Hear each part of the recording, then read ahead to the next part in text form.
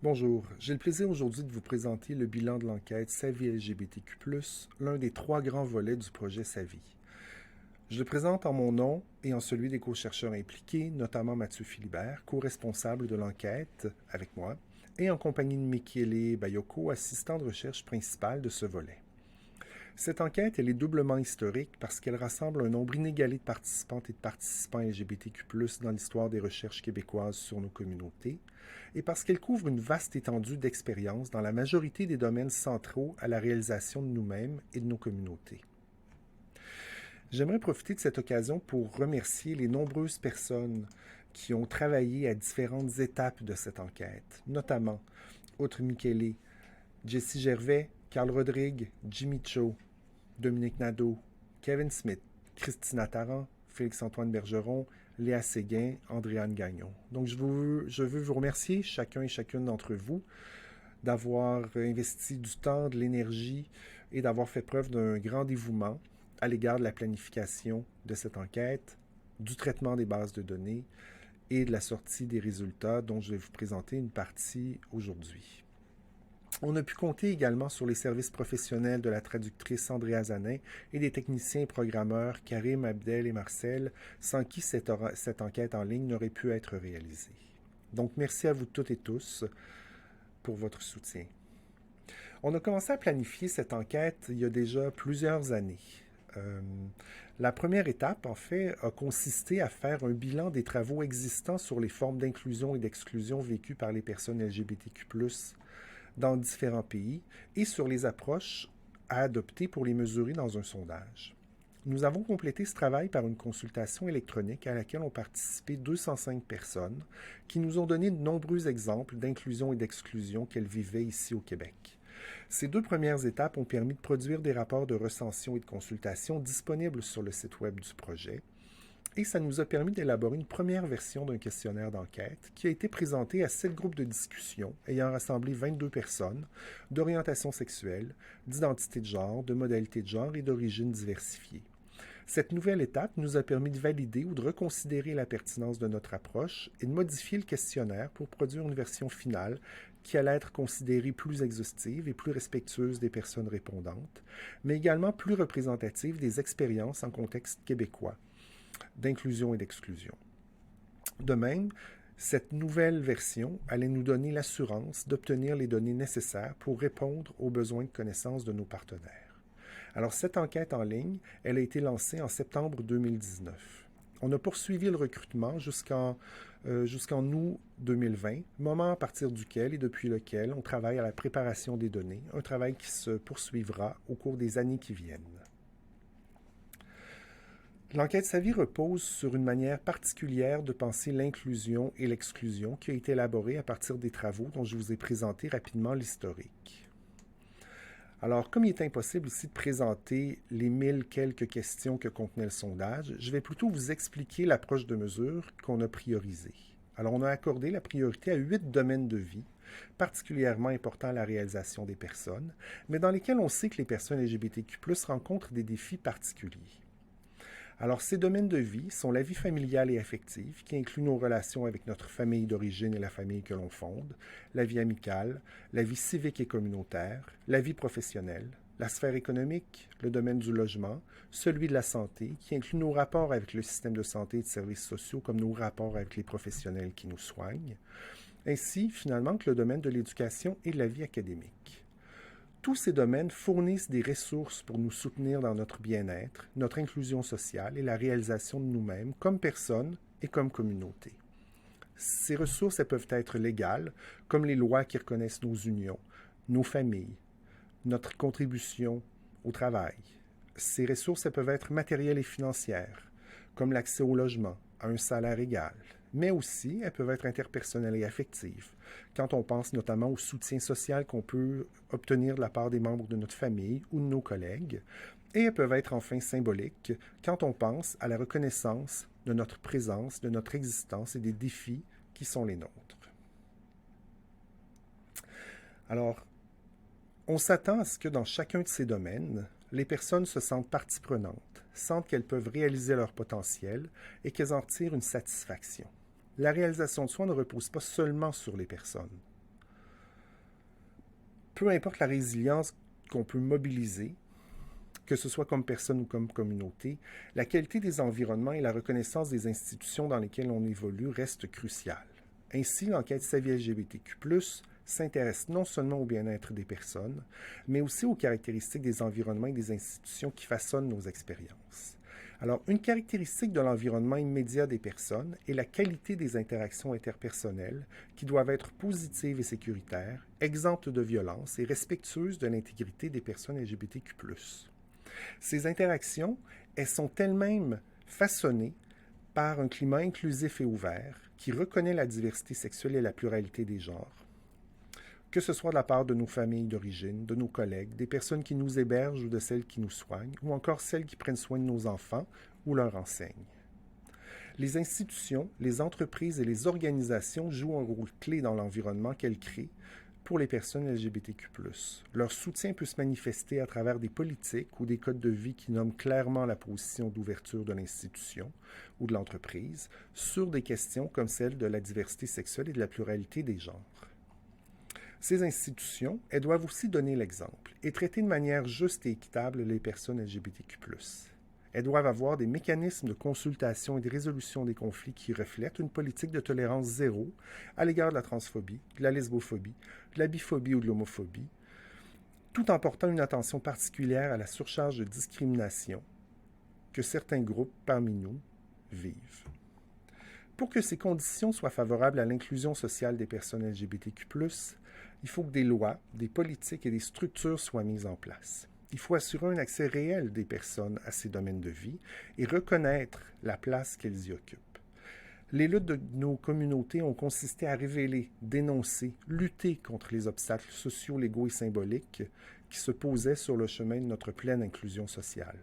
L'enquête Savie LGBTQ+, s'est donnée pour mandat de comptabiliser et documenter les formes d'exclusion qui se manifestent dans ces sphères de vie et d'identifier les caractéristiques des environnements qui favorisent ou freinent l'inclusion et le bien-être des personnes LGBTQ+, au Québec. Donc, bonjour tout le monde, je suis Michele Bayoko et je vais vous présenter l'évolution du recrutement pour l'enquête en ligne Savie LGBTQ+, qui s'est déroulée du 4 septembre 2019 au 7 août 2020. Donc, la première stratégie de recrutement s'est appuyée sur la contribution d'ambassadeurs. Donc, chaque ambassadeur partageait l'invitation à répondre au questionnaire par courriel ou par les médias sociaux, comme Facebook, Twitter et LinkedIn. Des invitations ont aussi été diffusées sur les comptes personnels et professionnels des ambassadeurs et sur les listes de diffusion des organismes.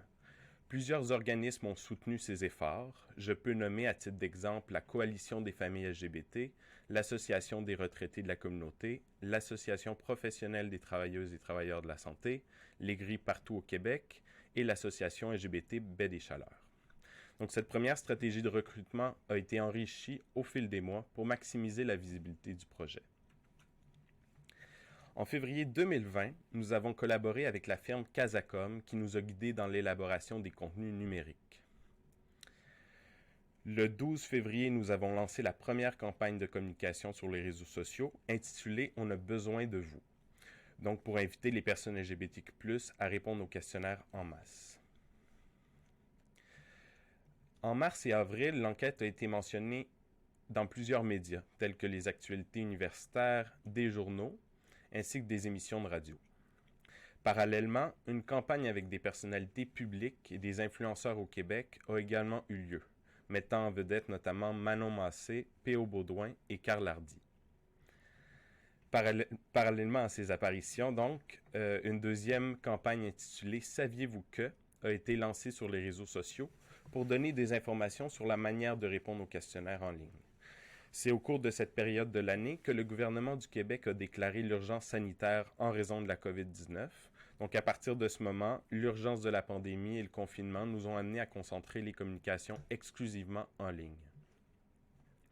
Au mois d'avril, une troisième campagne a été lancée sur les réseaux sociaux pour inviter les personnes LGBTQ+, des 4 coins du Québec à rejoindre la vague arc-en-ciel. Donc, nous avons produit des contenus invitant les personnes LGBTQ+, dans chacune des régions à participer en indiquant des cibles claires de recrutement. Pardon. En avril, mai et juin, nous avons produit et publié les premiers chiffres du jour basés sur les données d'enquête, donc incluant le 17 mai pour la Journée internationale contre l'homophobie et la transphobie et le 15 juin pour la Journée mondiale de sensibilisation à la maltraitance des personnes âgées. Je vais prendre une petite pause pour boire de l'eau. Donnez-moi 2 secondes. OK. Ensuite, en mai et en juin, nous avons procédé à des envois massifs de courriels aux contacts LGBT et non LGBT du projet de recherche SAVI et de la chaire de recherche sur l'homophobie afin d'informer tout le monde que l'enquête allait prendre fin dans les prochains mois et de les inviter à informer leurs membres. Au début du mois de juin, nous avons annoncé le décompte officiel avant la fin de l'enquête en ligne SAVI LGBTQ+. Parallèlement au décompte, nous avons lancé une dernière campagne sur les réseaux sociaux, mais cette fois-ci ciblant les régions administratives pour lesquelles nous avions le moins de participants. Enfin, le décompte ultime a été lancé la dernière semaine de juin, avant l'arrêt complet du recrutement actif de l'enquête en ligne.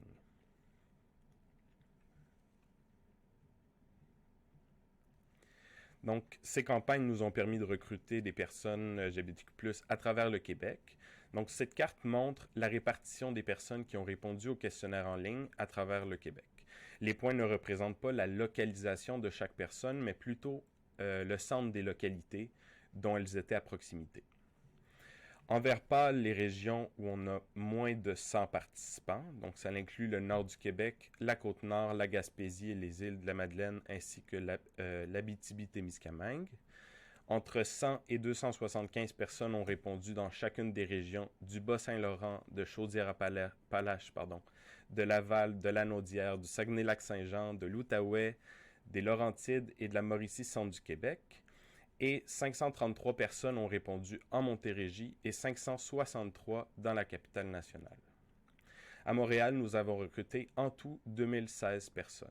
Donc, je laisse la parole à Martin qui va présenter le portrait des répondants. Merci.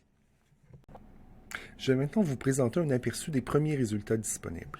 Il faut rappeler d'emblée qu'on n'a pas encore, au Québec comme au Canada, de données assez précises sur l'ensemble de la population pour savoir si la composition de notre échantillon nous permet de produire un portrait fidèle des personnes LGBTQ+ au Québec. En effet, il n'existe pas encore aujourd'hui d'informations assez précises sur nos communautés, puisque la majorité des grandes enquêtes populationnelles n'incluent pas d'indicateurs satisfaisants de l'orientation sexuelle, de l'identité de genre ou de la modalité de genre. Alors, ceci pose certaines difficultés dans la planification d'une enquête, de sorte qu'on ne peut pas prétendre que le portrait qu'on va vous présenter aujourd'hui est représentatif de l'ensemble des personnes LGBTQ+ au Québec. Néanmoins, le nombre et la diversité des répondantes et des répondants nous permet d'avoir un aperçu assez large de leur vécu, à tout le moins l'aperçu le plus large jamais obtenu au Québec. Alors, comme on le constate sur ce graphique, la plus grande portion, en orange, indique que plus d'une personne sur deux, soit 56%, se sont identifiées comme lesbiennes ou gays, indépendamment de leur genre. Une personne sur 6 s'est décrite comme bisexuelle, une sur 10 s'est dite pansexuelle, une orientation sexuelle qui désigne l'intérêt envers une personne plutôt que son sexe ou son identité de genre en particulier. Moins de 10% se sont dit queer, une description qui marque le rejet d'une étiquette fixe d'orientation sexuelle ou de genre, ou encore ont utilisé un terme autre pour décrire leur orientation sexuelle que ceux qu'on a proposés. Enfin, 3% des personnes se sont identifiées comme asexuelles. En ce qui concerne l'identité de genre, 47% des personnes étaient des femmes, cis ou trans, 42% étaient des hommes, cis ou trans, et 11% étaient des personnes non-binaires. Une autre manière de présenter les données sur l'identité et la modalité de genre permet de constater que l'échantillon est composé de 44% de femmes cisgenres, de 39% d'hommes cisgenres, de 12% d'hommes trans ou de personnes non-binaires transmasculines et de 5% de femmes trans ou de personnes non-binaires transféminines. Ce graphique montre que l'orientation sexuelle par laquelle on désigne une variété de termes varie selon notre identité et notre modalité de genre. Donc les deux barres du haut révèlent que les personnes trans et non-binaires sont plus nombreuses à se décrire à travers une plus grande diversité d'orientations sexuelles, notamment comme queer, pansexuel ou par un autre terme, incluant hétérosexuel. Le contraste est évident quand on les compare aux hommes cisgenres, qui sont plus de 8 sur 10 à se décrire comme des hommes gays ou homosexuels, le reste se décrivant comme bisexuels ou utilisant un autre terme. Chez les femmes cisgenres, c'est 44% qui se décrit comme lesbiennes ou homosexuelles, 27% comme bisexuelles et 14% comme pansexuelles. Un pourcentage égal se répartit entre queer, asexuel ou l'usage d'un autre terme. Nous avons recueilli des données auprès de tous les groupes d'âge, les 18-29 ans et les 30-64 ans, composant chacun un peu moins de la moitié de l'échantillon, avec 4% de personnes de 65 ans et plus. 85% des personnes qui ont participé à l'enquête sont blanches, 15% étaient des personnes non blanches, incluant 4% de personnes autochtones. Enfin, 87% des participantes et des participants étaient nés au Canada et 13% étaient nés donc à l'extérieur du Canada.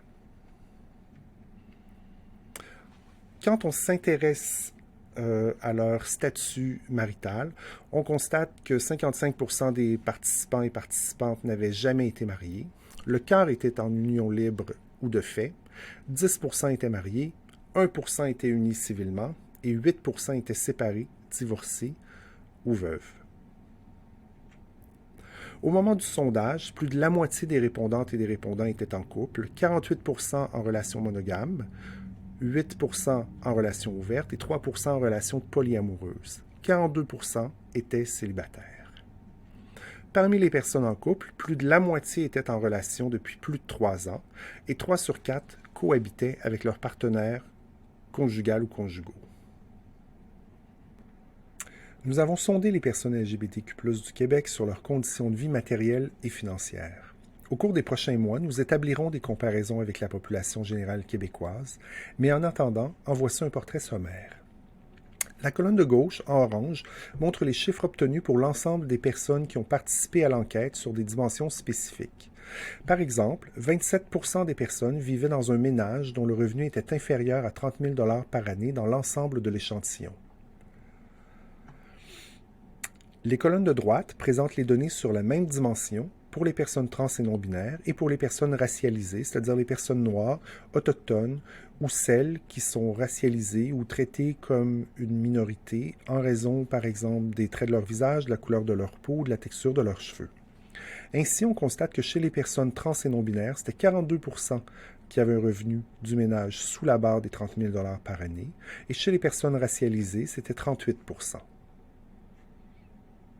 21%, soit une personne sur 5, ont rapporté avoir eu de la difficulté à boucler les fins de mois dans l'année ayant précédé l'enquête. C'était plus d'une personne sur 3 chez les personnes trans et non-binaires, ainsi que chez les personnes racialisées.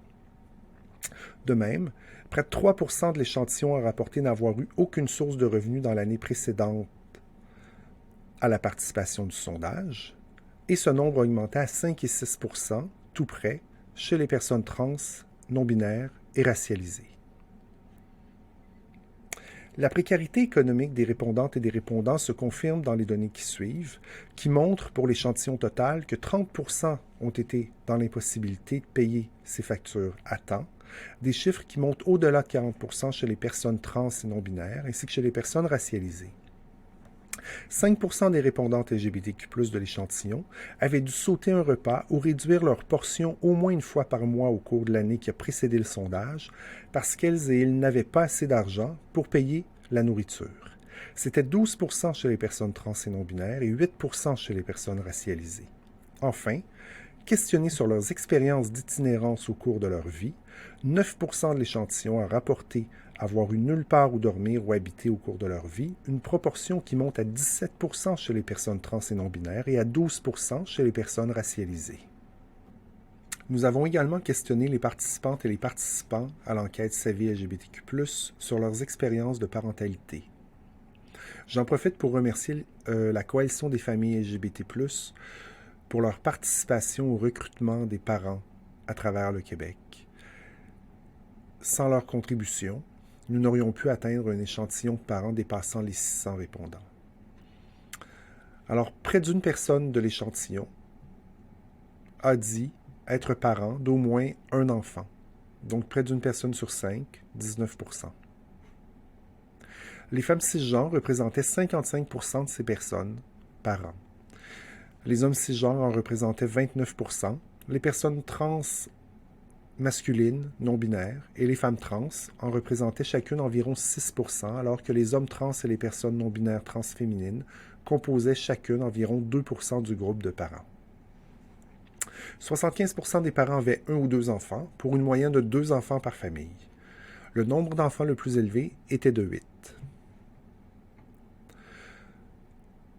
Au quotidien, les familles sont susceptibles de faire face à différentes formes de discrimination, voire de violence. Alors, nous avons questionné les parents pour identifier les différentes stratégies qu'elles mettaient en œuvre pour faire face à cette discrimination ou pour l'éviter. Alors, plus de 60% des parents ont dit éviter de dévoiler leur orientation sexuelle à des étrangers. Près de la moitié, 49%, ont dit ne pas parler de l'autre parent. 45% ont dit en faire plus pour avoir l'air d'une famille parfaite. 40% ont dit éviter de dévoiler le sexe ou le genre de l'autre parent. 37% ont dit modifier la façon dont ils expriment leur genre pour être plus conformes à des stéréotypes traditionnels de masculinité ou de féminité, par exemple. Le tiers, 33%, a dit ne pas parler de ses enfants dans certains contextes pour éviter de révéler qu'ils forment une famille homoparentale, lesboparentale ou transparentale. 20% ont dit éviter de participer à des activités dans leur collectivité pour éviter d'être visibles comme famille LGBT+. 19%, soit près d'une personne sur 5 également, a dit éviter de visiter leur famille d'origine, leur ville d'origine ou leurs amis d'enfance pour éviter la discrimination possible. 18%, donc près d'une personne sur 5 également, par an, a dit éviter de traverser les frontières pour éviter les douanes et les questions des douaniers.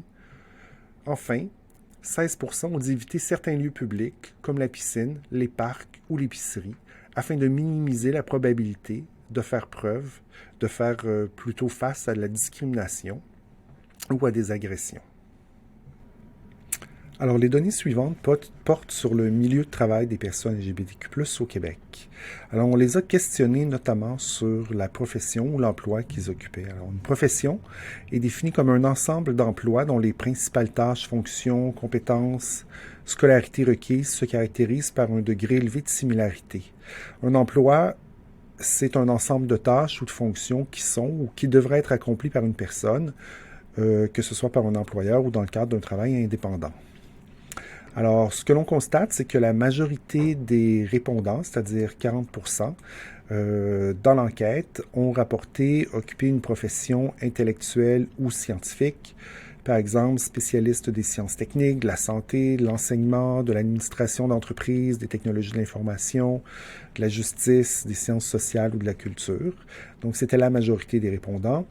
Ensuite, pour 17 répondants dans chacune des 2 catégories qui suivent. Donc, on parle de personnel des services directs aux particuliers.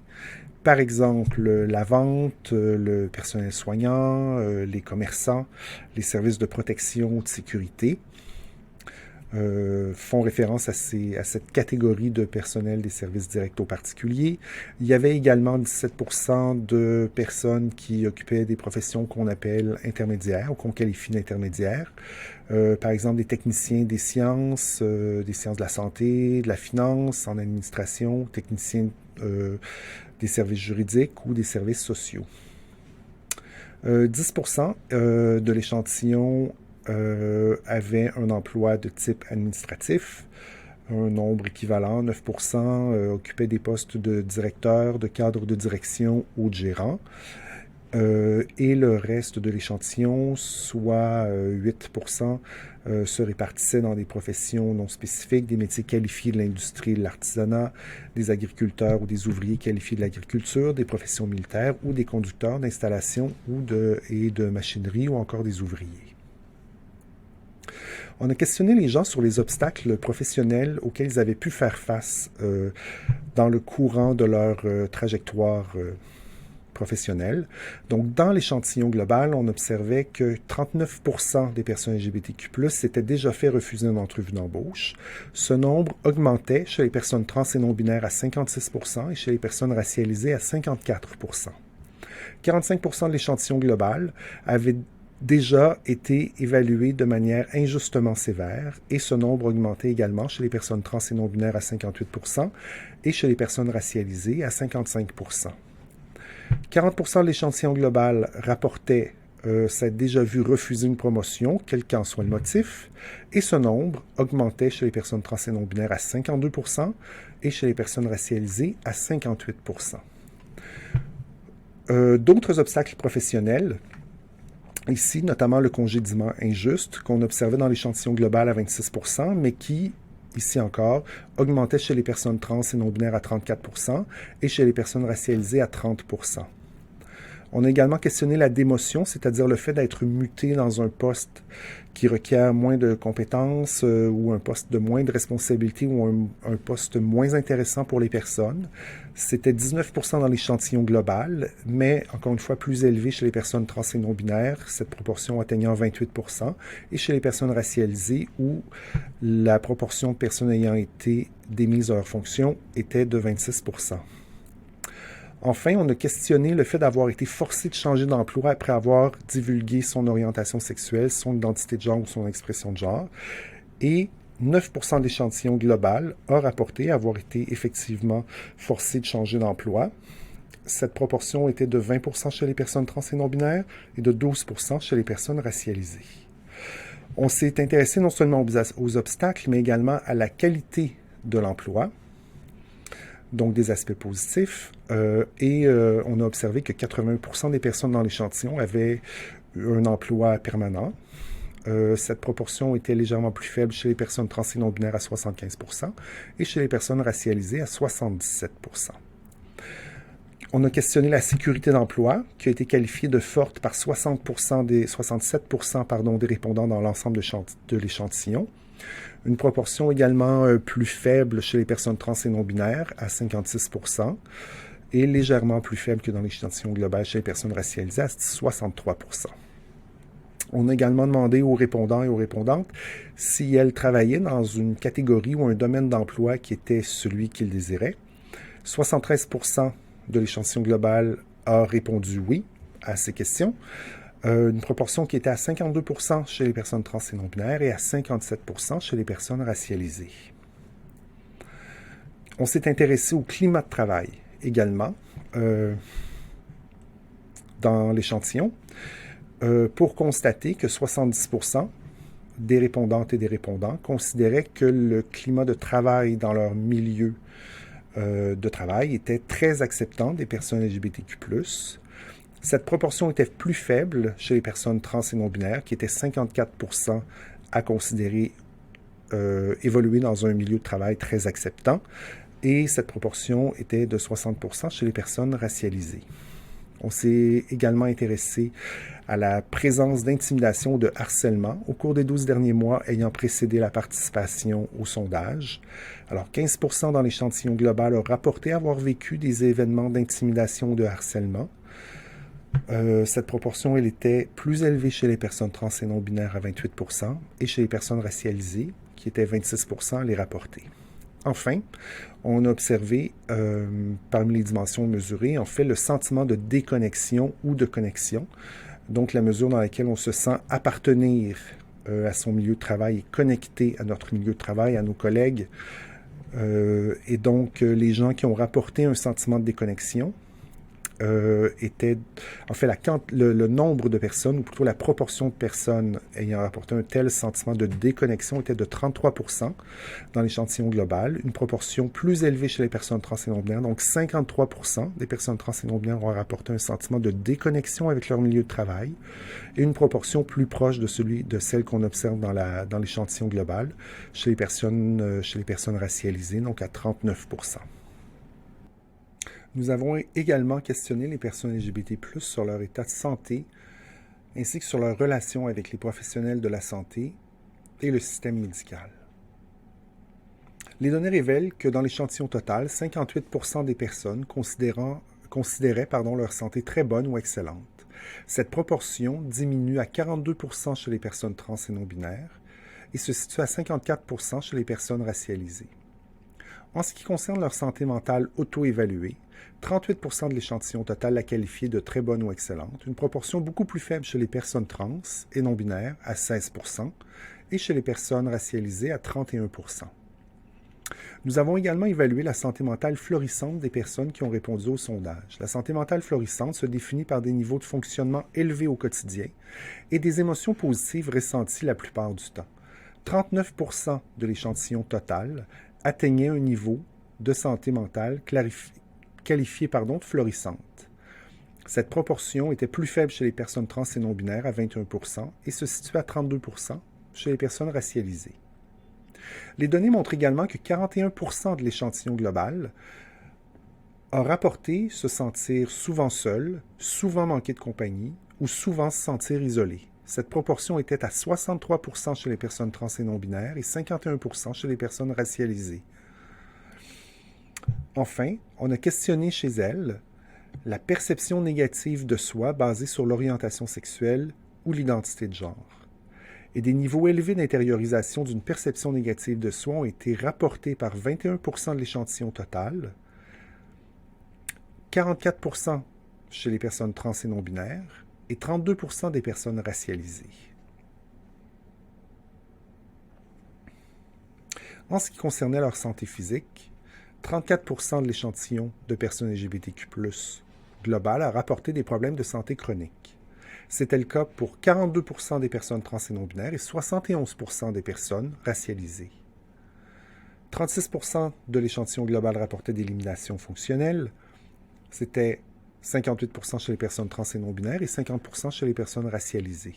Enfin, 10% des personnes dans l'ensemble de l'échantillon ont rapporté vivre dans une situation de handicap, une proportion qui augmentait à 23% chez les personnes trans et non-binaires et se situait à 14% chez les personnes racialisées.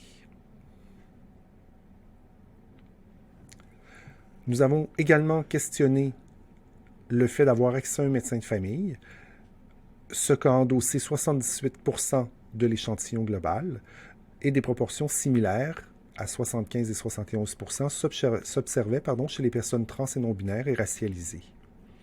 Néanmoins, ce n'était que 26% des personnes LGBTQ+, en général, qui avaient des besoins de santé non comblés au cours des 12 derniers mois, c'est-à-dire qu'ils avaient ressenti le besoin d'avoir des soins, mais n'avaient pu en avoir pour différentes raisons. Cette proportion augmenta à 45% chez les personnes trans et non-binaires et 37% chez les personnes racialisées. Enfin, questionnée sur le climat d'ouverture aux personnes LGBTQ+, dans les services de santé qu'elles fréquentent, 63% de l'échantillon a déclaré un climat d'ouverture élevé, une proportion qui descendait à 40% chez les personnes trans et non-binaires et se situe à 53% chez les personnes racialisées. J'aimerais maintenant dire un mot des données portant sur les personnes aînées qui ont répondu à notre enquête, celles âgées de 65 ans et plus. Alors, nous leur avons posé 6 questions qui constituent des indices possibles de maltraitance pour évaluer leur situation au cours des 12 derniers mois. La première question que nous leur avons demandé, c'est si elles avaient été dans une situation de dépendance à l'égard de quelqu'un ou de quelqu'une pour prendre un bain ou une douche, pour s'habiller, pour faire des commissions, pour faire des transactions bancaires ou pour leur repas. 5% des personnes aînées étaient dans cette situation de dépendance. On leur a également demandé si elles avaient été dérangées par les paroles de quelqu'un ou de quelqu'une qui les avait fait se sentir honteux ou menacées. Et 12%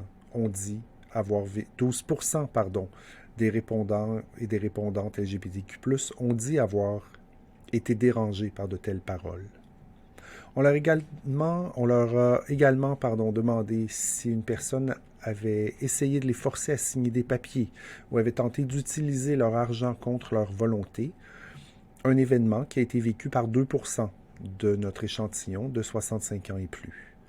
On leur a demandé si on les avait empêchés de se procurer de la nourriture, si on leur avait refusé des vêtements, des médicaments, des lunettes, par exemple, ou si on les avait empêchés de voir des gens qu'ils voulaient voir, et personne dans l'échantillon n'a rapporté ce type d'événement dans la dernière année.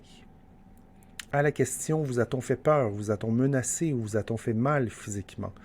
on atteint des proportions de 4,4 %, une proportion qu'on observe aussi pour les dimensions sexuelles non consenties. Par exemple, s'être fait parler de façon suggestive de sexualité, avoir été forcé à avoir des activités sexuelles, avoir été touché ou caressé sans son consentement. Donc, quand on tient compte de l'ensemble de ces énoncés, la proportion d'aînés LGBTQ+ dans l'échantillon, donc un échantillon basé sur 184 personnes. Donc cette proportion, selon la sévérité, varie de 1 sur 10 à 1 sur 5 personnes aînées LGBTQ+, qui est à risque de maltraitance. Une dernière section du questionnaire portait sur les efforts de conversion de l'orientation sexuelle, de l'identité et de l'expression de genre auxquels les répondantes et les répondants ont pu être exposés au cours de leur vie. D'emblée, j'aimerais souligner et remercier Florence Ashley et Jocelyne Gadebois pour leur soutien au développement des questions spécifiques de cette section. Dans l'ensemble de l'échantillon, 39% des répondants ont dit avoir été exposés, avoir entendu ou s'être fait demander indirectement ou directement de changer leur orientation sexuelle, leur identité ou leur expression de genre. Donc ce qu'on appelle des pressions, de manière générale. Cette proportion augmentait à 67% parmi les personnes trans et non-binaires et à 54% parmi les personnes racialisées. Maintenant, toutes ces pressions ne se traduisent pas par des efforts de conversion, des tentatives de conversion ou une implication directe dans des services. Donc, quand on parle de tentatives ou d'efforts de conversion, ça concernait 25% de l'échantillon global, une proportion qui augmenta à 45% chez les personnes trans et non-binaires et à 35% chez les personnes racialisées. En ce qui concernait l'implication directe dans des services, on parle plutôt de 4% de l'échantillon total, 6% parmi les personnes trans et non-binaires et 8% parmi les personnes racialisées. Donc cette implication directe, elle fait référence aux thérapies de conversion elles-mêmes. Donc ici, on distingue à gauche les thérapies de conversion qui visaient l'orientation sexuelle et à droite les thérapies de conversion qui visaient l'identité ou l'expression de genre. En ce qui concerne donc les thérapies qui visaient la conversion de l'orientation sexuelle, ce que l'on constate, c'est que jusqu'à 80% des répondants ont rapporté que la famille était la source principale des pressions à s'engager dans une telle thérapie. 52% avaient consenti pour elles-mêmes à s'engager dans ces thérapies, mais il faut souligner que les objectifs de conversion n'étaient clairs que pour 55% de ces personnes. En ce qui concerne les thérapies de conversion de l'identité ou de l'expression de genre, également, la famille était la principale source des pressions à s'engager dans ces thérapies pour jusqu'à 80% des répondants qui avaient été impliqués. 56% des personnes avaient consenti par elles-mêmes à s'y engager, mais la clarté des objectifs n'était évidente que pour 30% de ces personnes. Donc, il faut souligner que pour environ de la moitié, enfin, de 45 à 70% des gens qui ont été impliqués dans ces thérapies et qui y ont consenti ne savaient pas dans quoi elles s'engageaient, pour le dire simplement. Quand on s'intéresse aux objectifs poursuivis, en fait, on a mesuré 3 grands objectifs poursuivis par ce type de thérapie. On constate qu'ils ont été relativement endossés, sauf pour un. Alors, ces 3 objectifs sont modifier l'expression de genre, endossé par 63% des personnes qui ont été impliquées dans une thérapie de conversion de l'identité ou de l'expression de genre. Et seulement 23% des personnes impliquées dans une thérapie de modification de l'orientation sexuelle. Un deuxième objectif était la conversion elle-même, c'est-à-dire devenir cisgenre ou devenir hétérosexuel. Donc, un objectif endossé par une forte majorité de participants, quel que soit le type de thérapie dans lesquelles elles ont été engagées. Et enfin, prévenir soit l'homosexualité, la bisexualité ou le fait d'être trans. Donc, un objectif thérapeutique également endossé par plus de 50% des personnes qui ont été impliquées dans de telles démarches. On s'est également intéressé aux motivations à s'engager dans une thérapie de conversion de l'orientation sexuelle. Et on constate que la plus endossée était la croyance qu'il serait plus facile pour soi et que ça faciliterait son avenir que de changer. Donc, d'être hétérosexuel et d'être cisgenre. Une autre motivation très endossée était la peur des conséquences d'un refus. Donc, on constate qu'il y a une réponse à des pressions sociales extrêmement importantes dans les motivations à s'engager. Donc, c'est le cas pour la peur des conséquences d'un refus, mais également le désir de faire plaisir à ses proches, l'impression de ne pas pouvoir dire non, le fait d'avoir été convaincu qu'il fallait essayer. Donc, en fait, toutes ces pressions de l'environnement contribuent à façonner un consentement factice et non éclairé à s'engager dans de telles thérapies. Notons que le souhait de devenir cisgenre ou hétérosexuel fait partie des motivations les moins endossées. J'en arrive maintenant à la conclusion de cette présentation, qui n'est qu'un survol des premières données disponibles sur les communautés LGBTQ+ du Québec et des défis qu'elles rencontrent au quotidien. Ces données, elles sont encore très brutes, elles n'ont pas fait l'objet d'une analyse approfondie ou d'une réflexion étoffée encore. Elles doivent être organisées en fonction des différents niveaux d'inclusion et d'exclusion que j'ai présentés précédemment. Elles doivent faire l'objet d'une synthèse qui nous permettra de tracer un portrait révélateur de nos communautés. Au cours des prochains mois, nous produirons différents rapports qui seront soumis au regard de nos partenaires et qui pourront, grâce à leur aide, soutenir leurs actions militantes et répondre à leurs besoins de connaissances.